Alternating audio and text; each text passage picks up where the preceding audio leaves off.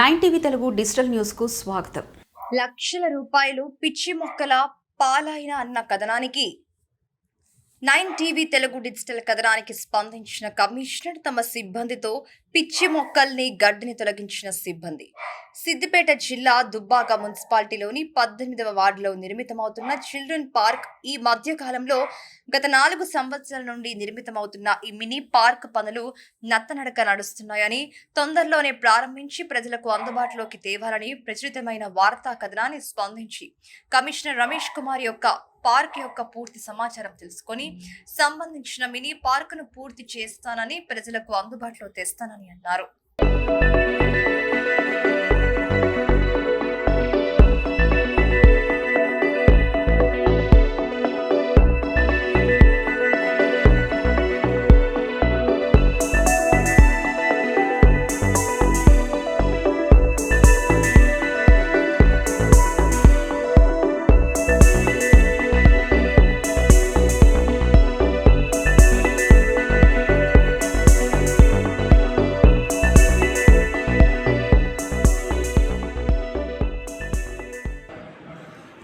దుబ్బాక పట్టణ ప్రజలకు నమస్కారం.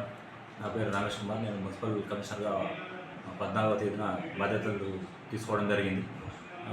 2 డేస్ క్రితమే నాకు 18వ వార్డులో చిల్డ్రన్ పార్కు పై ప్రజలు ఫిర్యాదు రావడం జరిగింది. ఈరోజు నిన్న న్యూస్లో కూడా రావడం జరిగింది. దానికి గాను మన సిబ్బంది ద్వారా ఆ పార్కును శుభ్రం చేయించడం జరిగింది. ఆ పార్కులో డెవలప్మెంట్ యాక్టివిటీస్ గతంలో శాంక్షన్ ఉన్నాయని చెప్పి ప్రజలు తెలపడం జరిగింది. అందులో డెవలప్మెంట్ ఏ వర్క్స్ అయితే జరిగినాయో మిగతా రిమైనింగ్ బ్యాలెన్స్ ఎంత ఉందో ఆ బ్యాలెన్స్ను కూడా త్వరలోనే మిగిలిన నిధులు కూడా పనులు పూర్తి చేస్తాం.